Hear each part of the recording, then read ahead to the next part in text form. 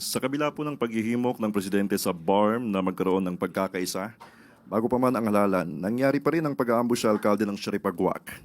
Luckily, nakaligtas po siya. Now, what steps is the national government taking to ensure the safety of all local officials and to address political violence in Mindanao, especially po sa BARM? At ano po ang mensahe ng palasyo pagkatapos po ng pangyayaring ito? Una-una po, kinukundena po ng Pangulo ang nangyaring yan. At dahil sa kanya pong pag-uutos at direktiba, agad-agad din pong kumilos ang DILG, pati po ang PNP.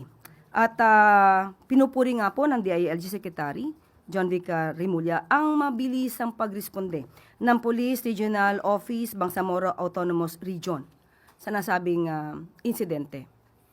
Mananatili po na palaluwigin ng DILG at ng pamahalang ito ang peace and order.